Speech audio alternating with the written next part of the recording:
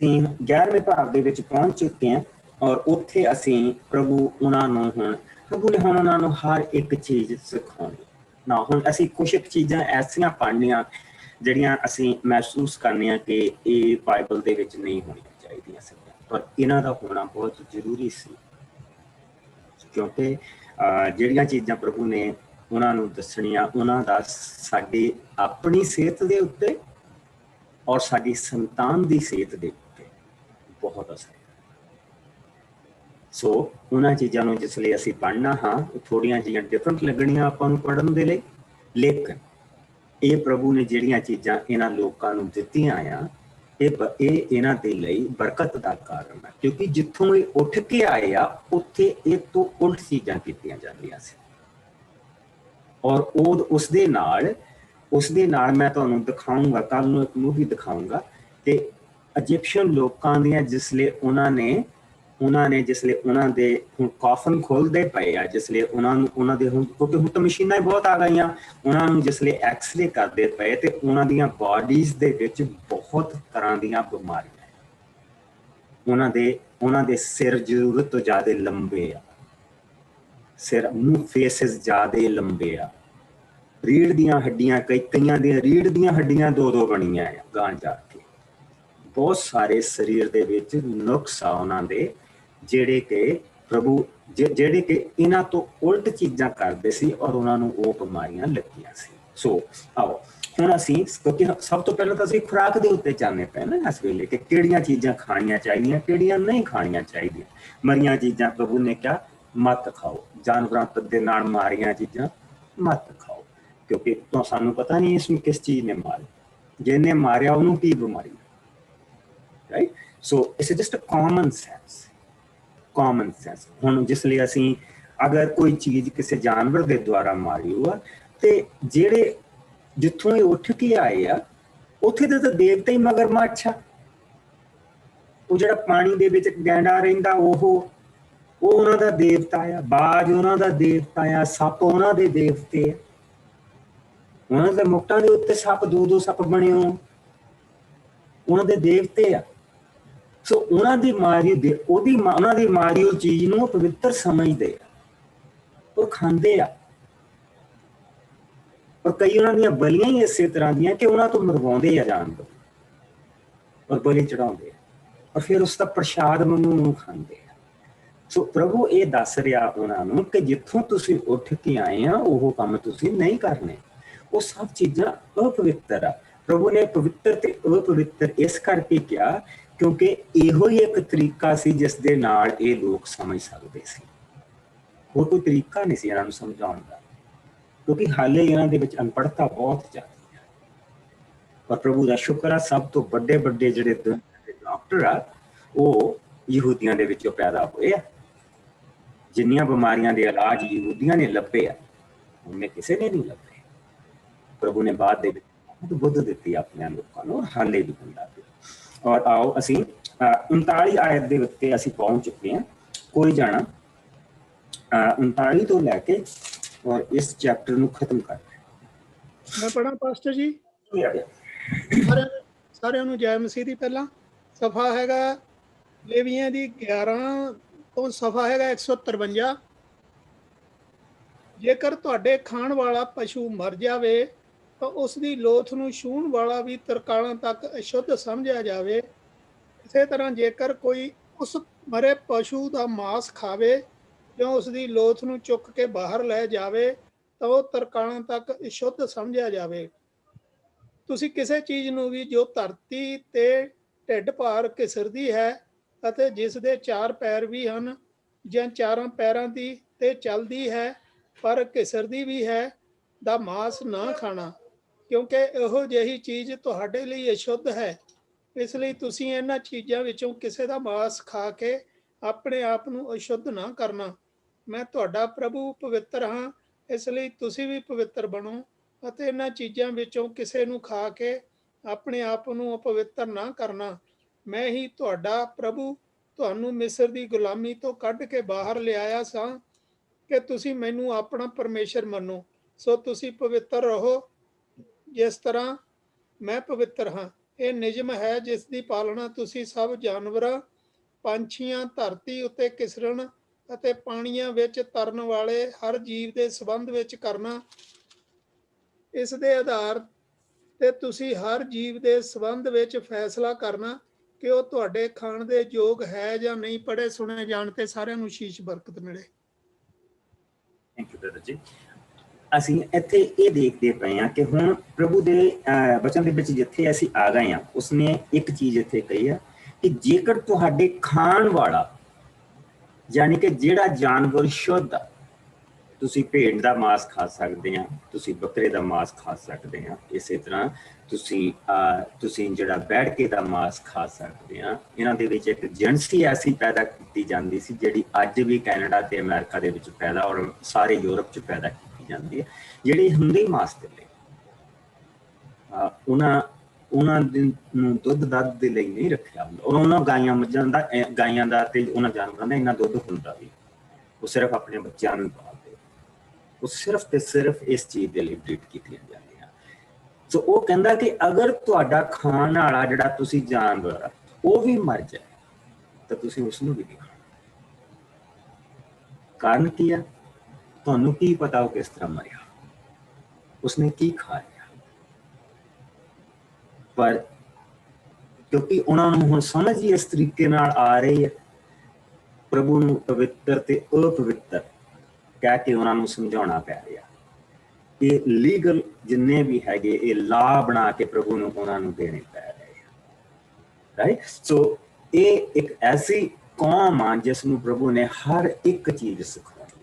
ਜਿਸ ਤਰ੍ਹਾਂ ਮੈਂ ਪਹਿਲਾਂ ਕਿਹਾ ਸੀਗਾ ਕਿ ਅਸੀਂ ਪੜ੍ਹ ਕੇ ਕਹਿਣਾ ਇਹ ਤਾਂ ਕਾਮਨ ਸੈਂਸ ਆ, ਬਟ ਕਾਮਨ ਸੈਂਸ ਉਹ ਸਾਡੇ ਲਈ ਆ, ਉਹਨਾਂ ਵਿਚਾਰਿਆਂ ਦੇ ਲਈ ਨਹੀਂ। ਔਰ ਇਹ ਪ੍ਰਭੂ ਦਾ ਪਿਆਰ ਦੇਖੋ ਕਿ ਪ੍ਰਭੂ ਨੂੰ ਹਰ ਇੱਕ ਦਾ ਪਤਾ ਆ ਕਿ ਕਿੱਥੇ ਬੈਠਾ ਆ, ਕਿਹੜਾ ਇਨਸਾਨ ਕਿੱਥੇ ਬੈਠਾ, ਕਿਸ ਨੂੰ, ਜਿੱਦਾਂ ਮਾਂ ਨੂੰ ਪਤਾ ਹੁੰਦਾ ਕਿ ਇਹ ਇਸ ਬੱਚੇ ਨੂੰ, ਇਹ ਹਾਲੇ ਬੱਚਾ ਹੈ, ਇਹਨੂੰ ਮੈਂ ਚੂਰੀ ਕੁੱਟ ਕੇ ਇਹਦੇ ਮੂੰਹ ਦੇ ਵਿੱਚ ਪਾਉਂਦੀ ਆ, ਔਰ ਇਹ ਵੱਡਾ ਆ, ਇਹਨੂੰ ਥਾਲੀ ਦੇ ਵਿੱਚ ਖਾਣਾ ਪਾ ਕੇ ਦੇਣਾ, ਔਰ ਇਸ ਦੀ ਉਮਰ ਹੋ ਚੁੱਕੀ ਹੈ, ਆਪੇ ਪਕਾ ਕੇ ਖਾ ਲਓ। ਠੀਕ। ਸੋ ਇਹ ਚੀਜ਼ਾਂ ਅਸੀਂ ਸਾਰੀਆਂ ਇੱਥੇ ਦੇਖਦੇ ਪਏ। ਬੇਸ਼ੱਕ ਇਹਨਾਂ ਦੇ ਵਿੱਚ ਬਜ਼ੁਰਗ ਬੈਠੇ ਹੋ, ਉਮਰਾਂ ਵੱਲੋਂ ਹਾਰੂਨ ਵਰਗੇ ਬਜ਼ੁਰਗ ਹੋਏ ਪਏ। 82 ਸਾਲ ਦਾ ਤਾਂ ਮੂਸਾ ਹੋ ਚੁੱਕਾ ਇੱਥੇ, ਔਰ ਹਾਰੂਨ ਉਸ ਦਾ ਵੱਡਾ ਭਰਾ ਆ, ਔਰ ਮਰੀਅਮ ਉਸ ਦੀ ਵੱਡੀ ਭੈਣ ਆ। 90 ਦੇ ਗੇੜ ਉਹ ਦੋਨੇ ਤੁਰੇ ਫਿਰਦੇ ਹੋਣੇ। ਠੀਕ। ਸੋ ਉਹਨਾਂ ਨੂੰ ਵੀ ਪ੍ਰਭੂ ਨੂੰ ਨਿੱਕੀਆਂ ਨਿੱਕੀਆਂ ਬੁਰਕੀਆਂ ਖਿਲਾਉਣੀਆਂ ਪੈ ਰਹੀਆਂ। ਔਰ ਜਿੱਦਾਂ ਅਸੀਂ ਬੱਚੇ ਨੂੰ ਕਹਿੰਦੇ ਕਿ ਇੱਧਰ ਨਹੀਂ ਜਾਣਾ, ਉੱਧਰ ਨਹੀਂ ਜਾਣਾ, ਇਹ ਨਹੀਂ ਕਰਨਾ, ਉਹ ਨਹੀਂ ਕਰਨਾ, ਇਹਨੂੰ ਨਹੀਂ ਛੂਹਣਾ, ਉਸ ਤਰੀਕੇ ਦੇ ਨਾਲ ਪ੍ਰਭੂ ਇਹਨਾਂ ਨੂੰ ਸਿਖਾਉਂਦਾ ਪਿਆ। ਕਿਉਂ? ਇੱਥੇ ਅਸੀਂ ਪ੍ਰਭੂ ਦਾ ਪਿਆਰ ਦੇਖਦੇ ਹਾਂ। ਪ੍ਰਭੂ ਨੇ ਕੌਮ ਨੂੰ ਉੱਥੋਂ ਕੱਢ ਕੇ ਲਿਆ ਕੇ, ਉੱਥੋਂ ਦੇ ਜਿਹੜੇ ਲੋਕ ਉਹਨਾਂ ਨੂੰ ਹਟਾ ਕੇ ਇਹ ਨਹੀਂ ਕਹਿਤਾ ਲਓ ਜੀ ਤੁਹਾਨੂੰ ਰਾਜ ਦੇ ਦਿੱਤਾ, ਮੇਰਾ ਕੰਮ ਖਤਮ ਹੋਇਆ, ਹੁਣ ਤੁਸੀਂ ਕਰੋ, ਤੁਸੀਂ ਜਾਣੋ ਤੁਹਾਡਾ ਕੰਮ ਕਰ ਜਾਣੇ, ਕਿਉਂਕਿ ਮੈਂ ਜੋ ਅਬਰਾਹਮ ਨੂੰ ਵਾਅਦਾ ਕੀਤਾ ਸੀ ਮੈਂ ਪੂਰਾ ਕਰ। ਕੀ ਉਹ ਏਦਾਂ ਕਰ ਸਕਦਾ ਸੀ? ਉਹ ਯਾਰ ਕਰ ਸਕਦਾ ਸੀ, ਇਹ ਕਹਿੰਦੇ ਹੁੰਦਾ। ਔਰ ਅਸੀਂ ਫਿਰ ਵੀ ਪ੍ਰਭੂ ਨੂੰ ਗਲਤ ਨਹੀਂ ਸੀ ਕਹਿਣਾ, ਫਿਰ ਵੀ ਇਹੋ ਹੀ ਗੀਤ ਗਾਣੇ ਸੀ ਕਿ ਆਪਣੇ ਪਰਾਂ ਦੇ ਉੱਤੇ ਚੁੱਕ ਕੇ ਉਹਨਾਂ ਨੂੰ ਲੈ ਕੇ ਗਿਆ, ਉਹਨਾਂ ਨੂੰ ਆਜ਼ਾਦ ਕੀਤਾ, ਉਹਨਾਂ ਨੂੰ ਸਮੁੰਦਰ ਪਾੜ ਕੇ ਕੱਢ ਕੇ ਲੈ ਕੇ ਆਇਆ। ਉਸ ਦਿਨ ਉਹਨਾਂ ਦੇ ਦੁਸ਼ਮਣਾਂ ਨੂੰ ਮਾਰਿਆ, ਉਹਨਾਂ ਦੇ ਦੁਸ਼ਮਣਾਂ ਨੂੰ ਕੱਢਿਆ, ਪਿਛਲਿਆਂ ਨੂੰ ਮਾਰਿਆ, ਅਗਲਿਆਂ ਨੂੰ ਕੱਢਿਆ ਤੇ ਉਹਨਾਂ ਨੂੰ ਰਾਜ ਦੇ ਦਿੱਤਾ। ਲੇਕਿਨ ਪ੍ਰਭੂ ਨੂੰ ਪਤਾ ਆ ਕਿ ਇਹਨਾਂ ਨੂੰ ਮੈਂ ਬਸਾਉਣਾ, ਇਹ ਇੱਕ ਐਸਾ ਸ਼ੋ ਪੀਸ ਹੋਣਾ ਜਿਹੜਾ ਧਰਤੀ ਦੇ ਅੰਤਾਂ ਤੱਕ ਉੱਥੇ ਰਹਿਣਾ। ਕਈ ਕੌਮਾਂ ਆਈਆਂ, ਕਈ ਚਲੇ ਗਈ, ਕਈ ਕੌਮਾਂ ਆਈਆਂ, ਕਈ ਧਰਮ ਆਏ, ਕਈ ਧਰਮ ਚਲੇ ਗਏ। ਉਹ ਵੀ ਧਰਮ ਆਏ ਜਿਨ੍ਹਾਂ ਨੇ ਸਾਰੀ ਦੁਨੀਆ ਤੇ ਰਾਜ ਕੀਤਾ। ਜਿਸ ਤਰ੍ਹਾਂ ਕਿ ਸਾਡੇ ਗੁਜਰਾਤ ਦੇ ਵਿੱਚ ਪਾਰਸੀ ਲੋਕ ਰਹਿੰਦੇ ਆ, ਉਹ ਜ਼ੋਰੋਆਸਟਰਿਜ਼ਮ ਨੂੰ ਮੰਨਦੇ ਆ, ਔਰ ਜ਼ੋਰੋਆਸਟਰਾ ਜਿਹੜਾ ਉਹਨਾਂ ਦਾ ਨਬੀ ਸੀਗਾ, ਉਸਨੇ ਉਹ ਧਰਮ ਚਲਾਇਆ ਸੀ। ਫਾਰਸ ਦਾ ਜਿਹੜਾ ਰਾਜਾ, ਜਿਹੜਾ ਫਾਰਸ ਦੇ ਰਾਜਿਆਂ ਨੇ ਉਸ ਧਰਮ ਨੂੰ ਅਪਣਾਇਆ ਸੀ।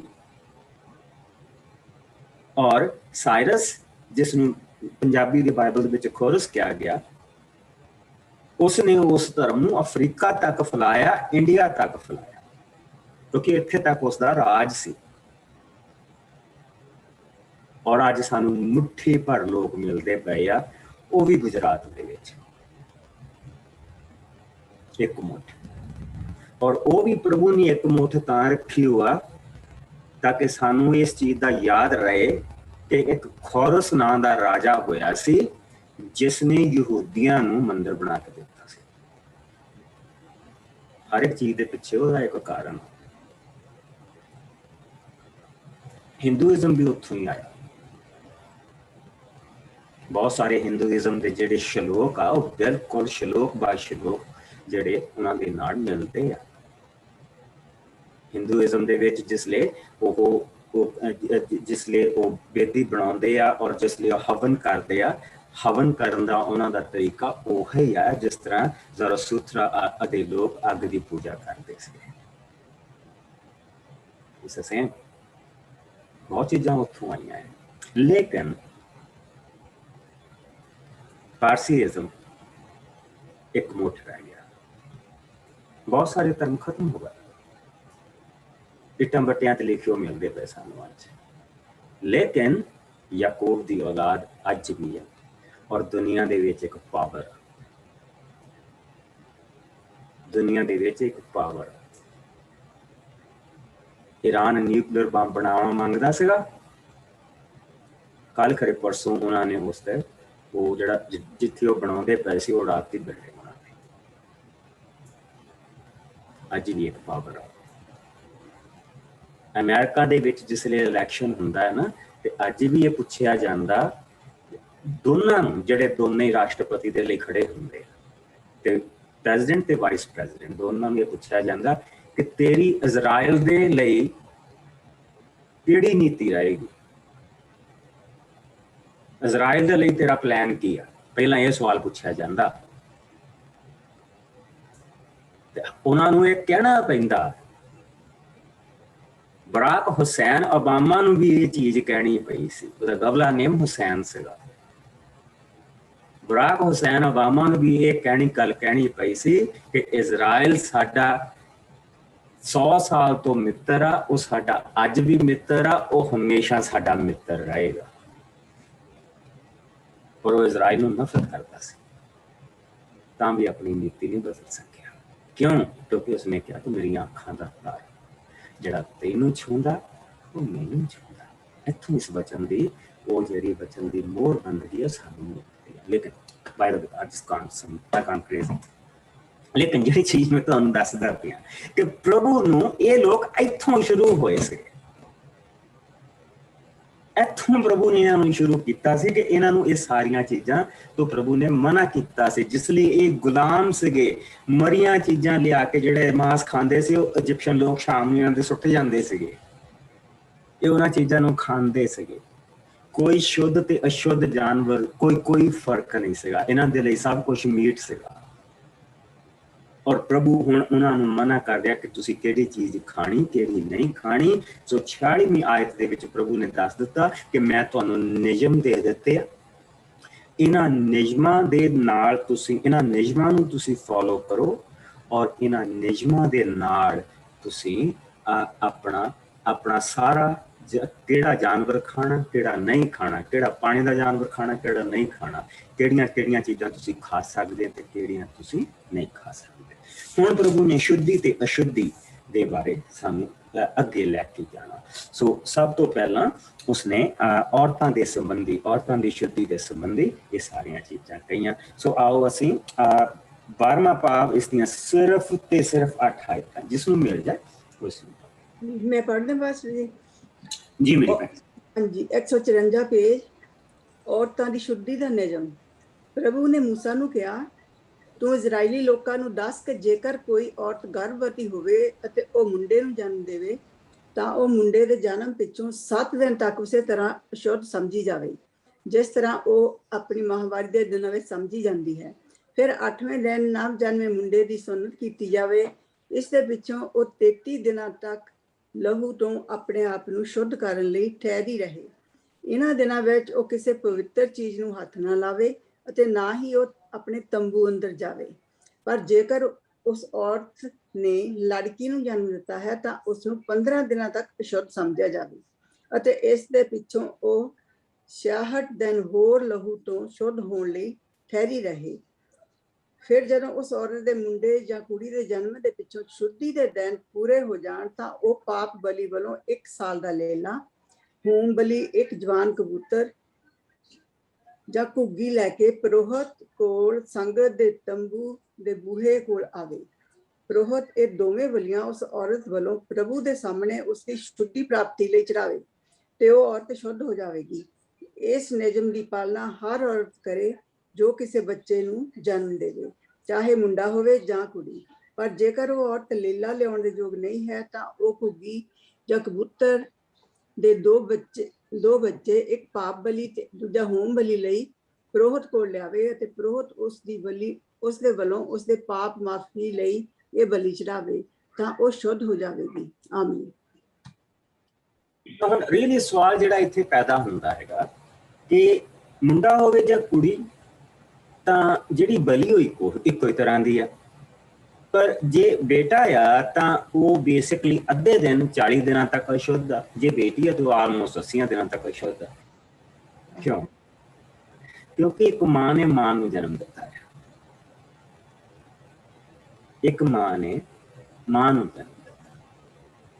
ਪ੍ਰਭੂ ਦਾ ਜਿਹੜੀ ਇਹ ਅਸ਼ੁੱਧੀ ਦਾ ਇਹ ਨਹੀਂ ਮਤਲਬ ਹੈਗਾ ਕਿ ਉਹ ਸ਼ੁੱਧ ਆ ਤੇ ਉਹਨੂੰ ਕੋਈ ਛੂਏ ਨਾ, ਏਦਾਂ ਦਾ ਨਹੀਂ ਹੈ। ਕਹਿਣ ਦਾ ਕੀ ਮਤਲਬ ਆ ਕਿ ਪ੍ਰਭੂ ਨੇ ਜਿਹੜਾ ਬੇਟੀ ਦਾ ਜਿਹੜਾ ਲੇਖਾ, ਜਿਹੜੀ ਬੇਟੀ ਦੀ ਜਿਹੜੀ ਜਗ੍ਹਾ ਬਣਾਈ ਆ, ਉਹ ਦੋਹਰੀ ਬਣਾਈ, ਉਹ ਦੋਹਰੀ ਬਰਕਤ ਦੇ ਦਿੱਤੇ ਆ। ਸੋ ਕਿਉਂਕਿ 40 ਦਿਨਾਂ ਤੋਂ ਬਾਅਦ ਨਹੀਂ ਤਾਂ ਉਹ ਵਾਪਸ ਕੰਮ ਦੇ ਉੱਤੇ ਆਪਣੇ ਤੇ ਜੋ ਵੀ ਉਹ ਆਪਣਾ ਘਰ ਦਾ ਕੰਮ ਸੀਗਾ ਉਹ ਕਰਨ ਤੇ ਵਾਪਸ ਚਲੇ ਜਾਂਦੀਆਂ ਸੀ ਮਾਂ। ਲੇਕਿਨ ਬੇਟੀ ਦੇ ਕਰਕੇ ਪ੍ਰਭੂ ਨੇ ਮਾਂ ਨੂੰ 80 ਦਿਨ ਦਿੱਤੇ, ਬੇਸਿਕਲੀ 2 ਮਹੀਨੇ ਤੇ 20 ਦਿਨ ਦਿੱਤੇ ਆ ਕਿ ਉਸ ਦੀ ਕੇਅਰ, ਉਸ ਬੱਚੀ ਦੀ ਜਿਹੜੀ ਕੇਅਰ ਆ ਉਹ ਚੰਗੀ ਤਰ੍ਹਾਂ ਹੋਵੇ, ਕਿਉਂਕਿ ਇੱਕ ਮਾਂ ਨੇ ਮਾਂ ਨੂੰ ਜਨਮ ਦਿੱਤਾ। ਔਰ ਇਹ ਉਸਨੇ ਕਿਹਾ ਸੀ ਕਿ ਅੰਤ ਦੇ ਦਿਨਾਂ ਤੱਕ ਇਸ ਚੀਜ਼ ਨੂੰ ਇਸੇ ਤਰੀਕੇ ਦੇ ਨਾਲ ਇਸ ਨੂੰ ਰੱਖਿਆ ਜਾਏ। ਉਸ ਪ੍ਰਭੂ ਨੇ ਦੇਖਿਆ। ਫਿਰ ਉਸ ਤੋਂ ਬਾਅਦ ਅਸੀਂ ਸੇਮ ਦੇਖਦੇ ਹਾਂ ਕਿ ਪ੍ਰਭੂ ਦੇ ਕੋਲ ਆਉਣ ਦੇ ਲਈ ਚਾਹੇ ਕੋਈ ਅਮੀਰ ਆ ਚਾਹੇ ਕੋਈ ਗਰੀਬ ਆ, ਹਰੇਕ ਨੂੰ ਬਰਾਬਰ ਬਲੀ ਦੇ ਲਈ ਲੇਲਾ ਰੱਖਿਆ ਗਿਆ। ਪ੍ਰਭੂ ਕਹਿੰਦਾ ਕਿ ਇਹ ਨਹੀਂ ਕਿ ਜੇ ਤੇਰੇ ਕੋਲ ਲੇਲਾ ਨਹੀਂ ਤੂੰ ਆ ਨਹੀਂ ਸਕਦਾ ਮੇਰੇ ਘਰ, ਤੇ ਤੂੰ ਘੁੱਗੀ ਜਾਂ ਕਬੂਤਰ ਦੇ 2 ਬੱਚੇ ਲਿਆ ਔਰ ਉਹ ਤੇਰੀ ਬਲੀ ਸਵੀਕਾਰ ਕੀਤੀ ਜਾਏਗੀ। ਔਰ ਉਸ ਤੋਂ ਬਾਅਦ, ਉਸ ਦਿਨ ਤੋਂ ਬਾਅਦ ਤੂੰ ਆਪਣੀ ਦੁਨਿਆਵੀ ਜਿਹੜੇ ਕੰਮ ਆ ਉਹਨਾਂ ਦੇ ਵਿੱਚ ਤੂੰ ਜਾ ਸਕਦਾ। ਉਸ ਤੇਰੀ ਸ਼ੁੱਧੀ ਜਿਹੜੀ ਹੈਗੀ ਹੈ ਉਹ ਹੋਵੇ।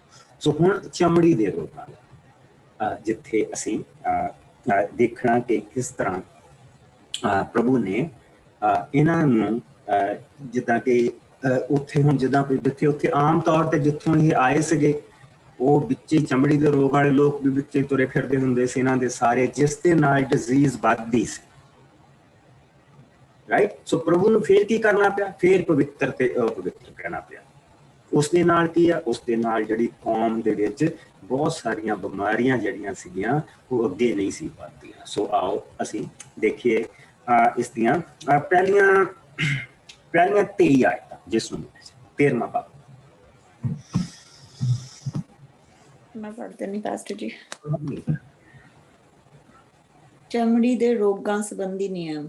ਪ੍ਰਭੂ ਨੇ ਮੂਸਾ ਅਤੇ ਹਾਰੂਨ ਨੂੰ ਕਿਹਾ, ਜੇਕਰ ਕਿਸੇ ਮਨੁੱਖ ਦੇ ਸਰੀਰ ਤੇ ਕਿਸੇ ਥਾਂ ਤੇ ਕੋਈ ਸੋਜ ਜਾਂ ਫੋੜਾ ਜਾਂ ਉਸ ਦੀ ਚਮੜੀ ਤੇ ਕੋਈ ਚਿੱਟਾ ਦਾਗ ਦਿਖਾਈ ਦੇਵੇ ਅਤੇ ਪਿੱਛੋਂ ਉਹ ਕੋੜ ਦੇ ਵਾਂਗ ਦਿਖਣ ਲੱਗੇ ਤਾਂ ਉਸ ਮਨੁੱਖ ਨੂੰ ਪੁਰੋਹਿਤ ਕੋਲ ਲਿਆਂਦਾ ਜਾਵੇ। ਤਦ ਪੁਰੋਹਿਤ ਉਸ ਮਨੁੱਖ ਦੀ ਰੋਗ ਵਾਲੀ ਥਾਂ ਦੀ ਜਾਂਚ ਕਰੇ ਜੇਕਰ ਉਸ ਰੋਗ ਵਾਲੀ ਥਾਂ ਦੇ ਵਾਲ ਚਿੱਟੇ ਹੋ ਗਏ ਹਨ ਅਤੇ ਉਸ ਥਾਂ ਦੀ ਚਮੜੀ ਸਧਾਰਨ ਚਮੜੀ ਨਾਲੋਂ ਡੂੰਘੀ ਹੈ ਤਾਂ ਇਹ ਕੋੜ ਦੀ ਨਿਸ਼ਾਨੀ ਹੈ। ਸੋ ਪ੍ਰੋਹਤ ਇਸ ਦੀ ਚੰਗੀ ਤਰ੍ਹਾਂ ਜਾਂਚ ਕਰਕੇ ਉਸ ਮਨੁੱਖ ਨੂੰ ਅਸ਼ੁੱਧ ਘੋਸ਼ਿਤ ਕਰੇ। ਪਰ ਜੇਕਰ ਉਸ ਮਨੁੱਖ ਦੀ ਰੋਗ ਵਾਲੀ ਥਾਂ ਦਾ ਚਮੜਾ ਚਿੱਟਾ ਅਤੇ ਉਹ ਸਧਾਰਨ ਚਮੜੀ ਨਾਲੋਂ ਡੂੰਘਾ ਨਹੀਂ ਹੈ ਅਤੇ ਨਾ ਹੀ ਉਸ ਥਾਂ ਦੇ ਵਾਲ ਚਿੱਟੇ ਹਨ ਤਾਂ ਪ੍ਰੋਹਤ ਉਸ ਮਨੁੱਖ ਨੂੰ 7 ਦਿਨ ਵੱਖਰਾ ਰੱਖੇ। ਤਦ 7 ਦਿਨਾਂ ਦੇ ਪਿੱਛੋਂ ਪ੍ਰੋਹਤ ਫਿਰ ਉਸ ਮਨੁੱਖ ਦੀ ਰੋਗ ਵਾਲੀ ਥਾਂ ਦੀ ਜਾਂਚ ਕਰੇ ਅਤੇ ਜੇਕਰ ਉਸ ਦਾ ਰੋਗ ਹੋਰ ਅੱਗੇ ਚਮੜੀ ਤੇ ਨਹੀਂ ਫੈਲਿਆ ਤਾਂ ਉਹ ਉਸ ਨੂੰ 7 ਦਿਨਾਂ ਤੱਕ ਹੋਰ ਵੱਖ ਰੱਖੇ। ਪ੍ਰੋਹਤ ਫਿਰ 7ਵੇਂ ਦਿਨ ਉਸ ਮਨੁੱਖ ਦੇ ਰੋਗ ਦੀ ਜਾਂਚ ਕਰੇ ਅਤੇ ਜੇਕਰ ਉਹ ਰੋਗ ਅੱਗੇ ਨਹੀਂ ਫੈਲਿਆ ਤਾਂ ਪ੍ਰੋਹਤ ਉਸ ਨੂੰ ਸ਼ੁੱਧ ਘੋਸ਼ਿਤ ਕਰੇ, ਕਿਉਂਕਿ ਉਸ ਮਨੁੱਖ ਦਾ ਰੋਗ ਕੇਵਲ ਫੋੜਾ ਮਾਤਰ ਹੈ। ਤਦ ਉਹ ਮਨੁੱਖ ਆਪਣੇ ਕੱਪੜੇ ਧੋ ਲਵੇ ਅਤੇ ਸ਼ੁੱਧ ਹੋ ਜਾਵੇ। ਪਰ ਜੇਕਰ ਉਹ ਫੋੜਾ ਪ੍ਰੋਹਤ ਦੀ ਜਾਂਚ ਦੇ ਪਿੱਛੋਂ ਫੈਲ ਜਾਵੇ ਤਾਂ ਉਹ ਮਨੁੱਖ ਫਿਰ ਦੁਬਾਰਾ ਪ੍ਰੋਹਤ ਕੋਲ ਜਾਂਚ ਲਈ ਆਵੇ। ਤਦ ਪ੍ਰੋਹਤ ਫਿਰ ਉਸ ਦੇ ਫੋੜੇ ਦੀ ਜਾਂਚ ਕਰੇ ਅਤੇ ਜੇਕਰ ਉਹ ਸੱਚਮੁੱਚ ਅੱਗੇ ਫੈਲ ਗਿਆ ਤਾਂ ਉਸ ਮਨੁੱਖ ਨੂੰ ਅਸ਼ੁੱਧ ਘੋਸ਼ਿਤ ਕਰੇ, ਕਿਉਂਕਿ ਉਸ ਨੂੰ ਕੋੜ ਦਾ ਰੋਗ ਹੈ। ਜੇਕਰ ਕਿਸੇ ਮਨੁੱਖ ਨੂੰ ਕੋੜ ਦਾ ਰੋਗ ਹੋ ਜਾਵੇ ਤਾਂ ਉਸ ਨੂੰ ਪ੍ਰੋਹਤ ਕੋਲ ਲਿਆਂਦਾ ਜਾਵੇ। ਤਦ ਪ੍ਰੋਹਤ ਉਸ ਮਨੁੱਖ ਦੀ ਜਾਂਚ ਕਰੇ। ਜੇਕਰ ਉਸ ਮਨੁੱਖ ਦੇ ਰੋਗ ਦੀ ਥਾਂ ਤੇ ਚਿੱਟੀ ਸੋਜ ਹੈ, ਉਸ ਦੇ ਰੋਗ ਵਾਲੀ ਥਾਂ ਦੇ ਵਾਲ ਵੀ ਚਿੱਟੇ ਹੋ ਗਏ ਹਨ ਅਤੇ ਸੋਜ ਵਿੱਚ ਕੱਚਾ ਮਾਸ ਹੈ, ਤਾਂ ਇਹ ਪੱਕਾ ਕੋੜ ਹੈ। ਇਸ ਹਾਲਤ ਵਿੱਚ ਪ੍ਰੋਹਤ ਉਸ ਮਨੁੱਖ ਨੂੰ ਅਸ਼ੁੱਧ ਘੋਸ਼ਿਤ ਕਰੇ। ਉਸ ਮਨੁੱਖ ਨੂੰ ਵੱਖ ਕਰਨ ਦੀ ਵੀ ਕੋਈ ਲੋੜ ਨਹੀਂ ਹੈ, ਕਿਉਂਕਿ ਉਹ ਤਾਂ ਪਹਿਲਾਂ ਹੀ ਅਸ਼ੁੱਧ ਹੈ। ਪਰ ਜੇਕਰ ਕੋੜ ਉਸ ਮਨੁੱਖ ਦੇ ਸਾਰੇ ਸਰੀਰ ਤੇ ਸਿਰ ਤੋਂ ਪੈਰਾਂ ਤੱਕ ਫੈਲ ਜਾਵੇ ਅਤੇ ਉਹ ਪ੍ਰੋਹਤ ਨੂੰ ਪੂਰਾ ਚਿੱਟਾ ਦਿਖਾਈ ਦੇਵੇ ਤਾਂ ਪ੍ਰੋਹਤ ਉਸ ਦੀ ਪੂਰੀ ਜਾਂਚ ਕਰੇ।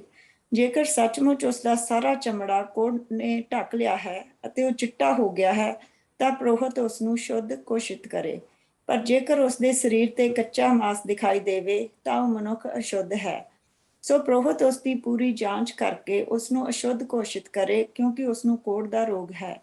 ਪਰ ਜੇਕਰ ਕੱਚਾ ਮਾਸ ਫਿਰ ਚਿੱਟਾ ਹੋ ਜਾਵੇ ਤਾਂ ਉਹ ਮਨੁੱਖ ਫਿਰ ਪ੍ਰੋਹਤ ਕੋਲ ਜਾਵੇ ਅਤੇ ਪ੍ਰੋਹਤ ਉਸ ਦੀ ਦੁਬਾਰਾ ਜਾਂਚ ਕਰੇ।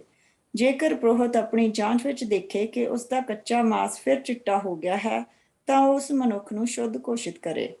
ਜੇਕਰ ਕਿਸੇ ਮਨੁੱਖ ਦੇ ਸਰੀਰ ਤੇ ਕੋਈ ਫੋੜਾ ਹੋ ਕੇ ਠੀਕ ਹੋ ਗਿਆ ਹੋਵੇ ਪਰ ਪਿੱਛੋਂ ਉਸ ਦੇ ਫੋੜੇ ਵਾਲੀ ਥਾਂ ਤੇ ਚਿੱਟੀ ਸੋਜ ਹੋ ਕੇ ਉਹ ਥਾਂ ਕੁਝ ਲਾਲ ਭਾ ਮਾਰੇ ਤਾਂ ਉਸ ਦੀ ਵੀ ਪ੍ਰੋਹਤ ਕੋਲੋਂ ਜਾਂਚ ਕਰਵਾਈ ਜਾਵੇ। ਸੋ ਪ੍ਰੋਹਤ ਉਸ ਦੀ ਪੂਰੀ ਤਰ੍ਹਾਂ ਨਾਲ ਜਾਂਚ ਕਰੇ ਅਤੇ ਜੇਕਰ ਉਸ ਦੀ ਫੋੜੇ ਵਾਲੀ ਥਾਂ ਦੀ ਚਮੜੀ ਸਧਾਰਨ ਚਮੜੀ ਨਾਲੋਂ ਡੂੰਘੀ ਹੈ ਅਤੇ ਉਸ ਥਾਂ ਦੇ ਵਾਲ ਵੀ ਚਿੱਟੇ ਹੋ ਗਏ ਹਨ ਤਾਂ ਪ੍ਰੋਹਤ ਉਸ ਮਨੁੱਖ ਨੂੰ ਅਸ਼ੁੱਧ ਘੋਸ਼ਿਤ ਕਰੇ, ਕਿਉਂਕਿ ਉਸ ਦੇ ਸਰੀਰ ਤੇ ਕੋੜ ਦਾ ਰੋਗ ਹੋ ਗਿਆ ਹੈ। ਪਰ ਜੇਕਰ ਪ੍ਰੋਹਤ ਆਪਣੀ ਜਾਂਚ ਵਿੱਚ ਦੇਖੇ ਕਿ ਨਾ ਤਾਂ ਉਸ ਮਨੁੱਖ ਦੇ ਰੋਗ ਵਾਲੀ ਥਾਂ ਦੇ ਵਾਲ ਚਿੱਟੇ ਹਨ ਅਤੇ ਨਾ ਹੀ ਉਸ ਦਾ ਚਮੜਾ ਸਧਾਰਨ ਚਮੜੇ ਨਾਲੋਂ ਡੂੰਘਾ ਪਰ ਥੋੜਾ ਜਿਹਾ ਗੂੜਾ ਹੈ, ਤਾਂ ਉਸ ਮਨੁੱਖ ਨੂੰ 7 ਦਿਨਾਂ ਲਈ ਵੱਖਰਾ ਕਰ ਦੇਵੇ। ਫਿਰ ਜੇਕਰ ਉਹ ਫੋੜੇ ਵਾਲਾ ਧੱਬਾ 7 ਦਿਨਾਂ ਵਿੱਚ ਹੋਰ ਫੈਲ ਗਿਆ ਹੈ ਤਾਂ ਪ੍ਰੋਹਤ ਉਸ ਮਨੁੱਖ ਨੂੰ ਅਸ਼ੁੱਧ ਘੋਸ਼ਿਤ ਕਰੇ। ਪਰ ਜੇਕਰ ਉਹ ਧੱਬਾ ਪਹਿਲੇ ਜਿੰਨਾ ਹੀ ਹੈ ਅਤੇ ਹੋਰ ਨਹੀਂ ਫੈਲਿਆ ਤਾਂ ਉਹ ਕੇਵਲ ਫੋੜੇ ਦਾ ਨਿਸ਼ਾਨ ਹੈ। ਇਸ ਲਈ ਪ੍ਰੋਹਤ ਉਸ ਨੂੰ ਸ਼ੁੱਧ ਘੋਸ਼ਿਤ ਕਰੇ। ਆਮੀਨ। ਅਸੀਂ ਦੇਖੋ ਕਿੰਨੀ ਕੇਅਰ ਆ ਇੱਥੇ। ਜਿਹੜੀ ਦੇਖਣ ਵਾਲੀ ਚੀਜ਼ ਆ ਉਹ ਹੈ ਕੇਅਰ। ਇੱਕ ਬਿਮਾਰ ਬੰਦਾ ਆ, ਉਸਦੇ ਕਿਉਂਕਿ ਕੋੜ ਦੀ ਜਿਹੜੀ ਸ਼ੁਰੂਆਤ ਹੁੰਦੀ ਆ ਉਹ ਹਮੇਸ਼ਾ ਏਦਾਂ ਲੱਗਦਾ ਜਿੱਦਾਂ ਫੋੜਾ ਜਾਂ ਫਿੰਸੀ ਹੁੰਦੀ ਜਾਂ 2-4 ਫਿੰਸਣੀਆਂ ਤੇ ਗਾਂ ਵੱਧਦੀਆਂ ਪਈਆਂ ਹਨਾ। ਫਿਰ ਹੋਰ ਆਹਿਸਤਾ ਆਹਿਸਤਾ ਆਹਿਸਤਾ ਆਹਿਸਤਾ ਉਹ ਜਿਹੜਾ ਉਹ ਉਸਦੀ ਕਲਰੇਸ਼ਨ ਸ਼ੁਰੂ ਹੋ ਜਾਂਦੀ ਆ। ਫਿਰ ਆਹਿਸਤਾ ਆਹਿਸਤਾ ਅੰਦਰ ਦੀਆਂ ਨਰਵਾਂ ਮਰਨੀਆਂ ਸ਼ੁਰੂ ਹੋ ਜਾਂਦੀਆਂ ਔਰ ਉੱਥੇ ਦੀ ਫੀਲਿੰਗ ਖਤਮ ਹੋਣੀ ਸ਼ੁਰੂ ਹੋ ਜਾਂਦੀ ਆ। that is the main thing ਇਹ। ਲੇਕਿਨ ਇਹ ਤੁਸੀਂ ਦੇਖੋ ਕਿੱਦਾਂ ਹਫ਼ਤੇ ਬਾਅਦ ਉਸਨੂੰ ਦੁਬਾਰਾ ਚੈੱਕ ਕੀਤਾ ਜਾਂਦਾ, ਹਫ਼ਤੇ ਬਾਅਦ ਫਿਰ ਉਸਨੂੰ ਦੁਬਾਰਾ ਚੈੱਕ ਕੀਤਾ ਜਾਂਦਾ। ਪ੍ਰੋਹਤ ਜੋ ਮੰਦਰ ਦਾ ਪ੍ਰੋਹਤ ਆ ਉਸਦੀ ਜੌਬ ਲੱਗੀ ਇੱਕ ਬੰਦੇ ਦੀ ਕੇਅਰ ਦੇ ਲਈ ਜਾਂ ਲੋਕਾਂ ਨੂੰ ਬਚਾਉਣ ਦੇ ਲਈ। ਬਾਕੀ ਜਿੰਨੇ ਦੇ ਵੀ ਤਾਂ ਕਿ ਇਹ ਚੀਜ਼ ਕੌਮ 'ਚ ਨਾ ਫੈਲੇ, ਉਹਨਾਂ ਨੂੰ ਬਚਾਉਣ ਦੇ ਲਈ। ਕਿੱਦਾਂ ਪ੍ਰਭੂ ਨਿੱਕੀਆਂ ਨਿੱਕੀਆਂ ਚੀਜ਼ਾਂ ਦੀ ਕੇਅਰ ਕਰਦਾ ਪਿਆ ਔਰ ਕਿੱਦਾਂ ਉਸ ਬੰਦੇ ਦੀ ਕੇਅਰ ਕਰਦਾ ਪਿਆ ਜਿਹੜਾ ਇਸ ਬਿਮਾਰੀ ਦੇ ਵਿੱਚ ਦੀ ਗੁਜ਼ਰਦਾ ਪਿਆ। उसनूं थुक नहीं दिता। और आओ असी इसनूं एक काफ़ी लंबा होता चैप्टर लेकिन इसनूं असी 24 तो लैके आओ इसनूं असी 24 तो लैके असी 37 तक इसनूं देखते। मैं पढ़ देनी वासू। जेकर किसी मनुख ਦੇ ਸਰੀਰ ਦੇ ਕਿਸੇ ਹਿੱਸੇ ਦਾ ਚਮੜਾ ਸੜ ਜਾਵੇ ਅਤੇ ਉਸ ਦੀ ਸੜੀ ਥਾਂ ਦਾ ਕੱਚਾ ਮਾਸ ਇੱਕ ਲਾਲ ਚਿੱਟੇ ਜਾਂ ਚਿੱਟੇ ਰੰਗ ਦੇ ਧੱਬੇ ਵਿੱਚ ਬਦਲ ਜਾਵੇ ਤਾਂ ਪੁਰੋਹਿਤ ਉਸ ਮਨੁੱਖ ਦੀ ਥਾਂ ਦੀ ਜਾਂਚ ਕਰੇ। ਜੇਕਰ ਉਸ ਦੇ ਧੱਬੇ ਦੀ ਥਾਂ ਦੇ ਵਾਲ ਚਿੱਟੇ ਹੋ ਗਏ ਹਨ ਤਾਂ ਧੱਬੇ ਵਾਲੀ ਥਾਂ ਮਾਸ ਵੀ ਬਾਕੀ ਦੇ ਸਧਾਰਨ ਮਾਸ ਨਾਲੋਂ ਡੂੰਘਾ ਹੈ ਤਾਂ ਪੁਰੋਹਿਤ ਉਸ ਮਨੁੱਖ ਨੂੰ ਅਸ਼ੁੱਧ ਘੋਸ਼ਿਤ ਕਰੇ ਕਿਉਂਕਿ ਉਸ ਨੂੰ ਕੋੜ ਦਾ ਰੋਗ ਹੋ ਗਿਆ। ਪਰ ਜੇਕਰ ਪੁਰੋਹਿਤ ਆਪਣੀ ਜਾਂਚ ਵਿੱਚ ਦੇਖੇ ਕਿ ਨਾ ਤਾਂ ਉਸ ਮਨੁੱਖ ਦੇ ਧੱਬੇ ਵਾਲੀ ਥਾਂ ਦੇ ਵਾਲ ਚਿੱਟੇ ਹਨ ਤੇ ਨਾ ਧੱਬੇ ਵਾਲੀ ਥਾਂ ਸਧਾਰਨ ਚਮੜੇ ਦੀ ਥਾਂ ਤੋਂ ਡੂੰਗੀ ਹੈ ਤਾਂ ਪੁਰੋਹਿਤ ਉਸ ਮਨੁੱਖ ਨੂੰ 7 ਦਿਨਾਂ ਤੱਕ ਵੱਖ ਕਰ ਦੇਵੇ। ਪੁਰੋਹਿਤ ਫਿਰ 7ਵੇਂ ਦਿਨ ਉਸ ਮਨੁੱਖ ਦੇ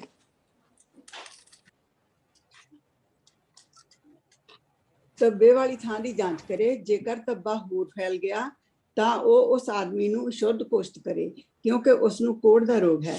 ਪਰ ਜੇਕਰ ਧੱਬਾ ਪਹਿਲੇ ਜਿੰਨਾ ਹੀ ਹੈ ਤੇ ਉਹ ਹੋਰ ਨਹੀਂ ਫੈਲਿਆ ਤਾਂ ਪੁਰੋਹਿਤ ਉਸ ਮਨੁੱਖ ਨੂੰ ਸ਼ੁੱਧ ਘੋਸ਼ਿਤ ਕਰੇ ਕਿਉਂਕਿ ਇਹ ਕੇਵਲ ਸੜਨ ਦਾ ਹੀ ਧੱਬਾ ਹੈ। ਜੇਕਰ ਮਨੁੱਖ ਜਾਂ ਔਰਤ ਦੇ ਸਿਰ ਜਾਂ ਠੋਡੀ ਤੇ ਫੋੜਾ ਹੋ ਜਾਵੇ ਤਾਂ ਪੁਰੋਹਿਤ ਉਸ ਫੋੜੇ ਦੀ ਜਾਂਚ ਕਰੇ। ਜੇਕਰ ਫੋੜੇ ਵਾਲੀ ਥਾਂ ਦਾ ਚਮੜਾ ਸਧਾਰਨ ਚਮੜੇ ਤੋਂ ਡੂੰਘਾ ਹੈ ਤੇ ਉਸ ਥਾਂ ਦੇ ਵਾਲ ਵੀ ਪੀਲੇ ਤੇ ਪਤਲੇ ਹੋ ਗਏ ਹਨ ਤਾਂ ਪੁਰੋਹਿਤ ਉਸ ਮਨੁੱਖ ਨੂੰ ਅਸ਼ੁੱਧ ਘੋਸ਼ਿਤ ਕਰੇ ਕਿਉਂਕਿ ਉਸ ਦੇ ਸਿਰ ਤੇ ਖੁਰਕ ਦੇ ਨਾਲ ਕੋੜ ਦਾ ਰੋਗ ਹੈ। ਪਰ ਜੇਕਰ ਪੁਰੋਹਿਤ ਉਸ ਖੁਰਕ ਵਾਲੀ ਰੋਗ ਦੀ ਥਾਂ ਤੇ ਦੇਖੇ ਕਿ ਉਸ ਥਾਂ ਦਾ ਚਮੜਾ ਸਧਾਰਨ ਚਮੜੀ ਨਾਲ ਡੂੰਘਾ ਨਹੀਂ ਹੈ ਪਰ ਉਸ ਥਾਂ ਦੇ ਵਾਲ ਕਾਲੇ ਨਹੀਂ ਹਨ ਤਾਂ ਉਹ ਉਸ ਮਨੁੱਖ ਨੂੰ 7 ਦਿਨਾਂ ਲਈ ਵੱਖ ਕਰ ਦੇਵੇ।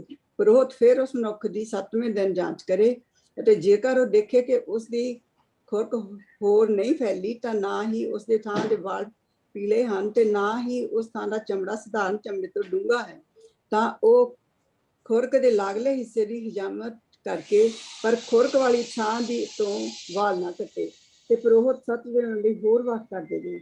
7ਵੇਂ ਦਿਨ ਪੁਰੋਹਿਤ ਫਿਰ ਉਸ ਮਨੁੱਖ ਦੀ ਜਾਂਚ ਕਰੇ ਅਤੇ ਜੇਕਰ ਉਸ ਦੀ ਖੁਰਕ ਹੋਰ ਚਮੜੇ ਤੇ ਨਹੀਂ ਫੈਲੀ ਤੇ ਨਾ ਹੀ ਉਸ ਖਾਲੀ ਥਾਂ ਦਾ ਚਮੜਾ ਸਧਾਰਨ ਚਮੜੀ ਤੋਂ ਡੂੰਘਾ ਹੈ ਤਾਂ ਪੁਰੋਹਿਤ ਉਸ ਆਦਮੀ ਨੂੰ ਸ਼ੁੱਧ ਘੋਸ਼ਿਤ ਕਰੇ।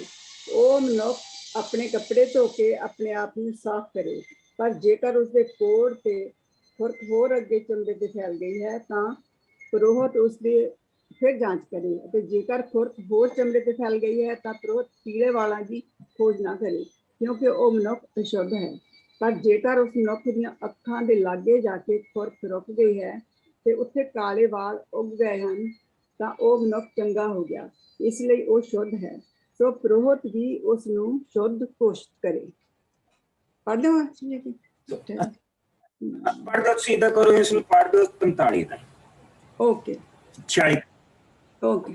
ਜੇਕਰ ਕਿਸੇ ਆਦਮੀ ਜਾਂ ਔਰਤ ਦੇ ਸਰੀਰ ਦੀ ਚਮੜੀ ਤੇ ਕੋਈ ਚਿੱਟਾ ਧੱਬਾ ਦਿਖਾਈ ਦੇਵੇ ਤਾਂ ਪੁਰੋਹਿਤ ਉਸ ਧੱਬੇ ਦੀ ਜਾਂਚ ਕਰੇ ਤੇ ਜੇਕਰ ਉਸ ਧੱਬੇ ਦਾ ਰੰਗ ਕੁਝ ਹਲਕਾ ਚਿੱਟਾ ਹੈ ਤਾਂ ਇਹ ਕੇਵਲ ਧੱਬਾ ਹੀ ਹੈ, ਇਸ ਲਈ ਉਹ ਆਦਮੀ ਜਾਂ ਔਰਤ ਸ਼ੁੱਧ ਹੈ। ਜੇਕਰ ਕਿਸੇ ਮਨੁੱਖ ਦੇ ਸਿਰ ਦੇ ਵਾਲ ਝੜ ਗਏ ਹਨ, ਉਹ ਕੇਵਲ ਗੰਜਾ ਹੋ ਗਿਆ ਹੈ ਤਾਂ ਉਹ ਸ਼ੁੱਧ ਹੈ।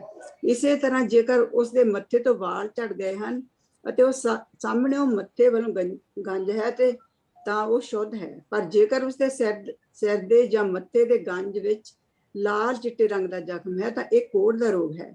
ਤਦ ਪੁਰੋਹਿਤ ਉਸ ਦੀ ਜਾਂਚ ਕਰੇ ਅਤੇ ਜੇਕਰ ਉਸ ਨੂੰ ਉਸਦੇ ਗੰਜ ਵਿੱਚ ਲਾਲ ਚਿੱਟਾ ਧੱਬਾ ਦਿਖਾਈ ਦੇਵੇ ਤਾਂ ਉਹ ਸਮਝ ਜਾਵੇ ਕਿ ਉਸ ਮਨੁੱਖ ਨੂੰ ਕੋੜ ਦਾ ਰੋਗ ਹੈ ਅਤੇ ਉਹ ਸ਼ੁੱਧ ਹੈ। ਇਸ ਲਈ ਪੁਰੋਹਿਤ ਉਸ ਮਨੁੱਖ ਨੂੰ ਅਸ਼ੁੱਧ ਘੋਸ਼ਿਤ ਕਰੇ। ਕੋੜ ਵਾਲਾ ਮਨੁੱਖ ਹਮੇਸ਼ਾ ਪਾਟੇ ਕੱਪੜੇ ਪਾਵੇ ਤੇ ਆਪਣੇ ਵਾਲ ਕਦੀ ਨਾ ਵਾਹੇ। ਉਹ ਆਪਣੇ ਮੂੰਹ ਦਾ ਉੱਪਰਲਾ ਹਿੱਸਾ ਢੱਕ ਕੇ ਇਸ ਤਰ੍ਹਾਂ ਪੁਕਾਰੇ ਸ਼ੁੱਧ ਜਦੋਂ ਤੱਕ ਉਸ ਨੂੰ ਇਹ ਰੋਗ ਰਹੇ ਉਹ ਸ਼ੁੱਧ ਸਮਝਿਆ ਜਾਵੇ ਤੇ ਉਹ ਲੋਕਾਂ ਦੇ ਰਹਿਣ ਵਾਲੀ ਥਾਂ ਤੋਂ ਬਾਹਰ ਰਹੇ।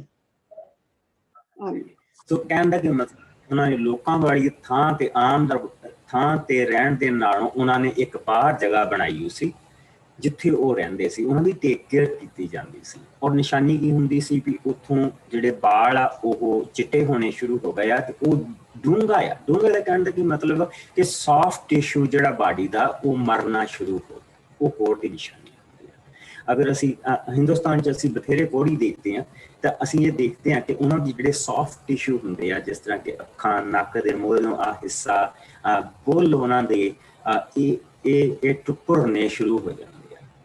That's what it means.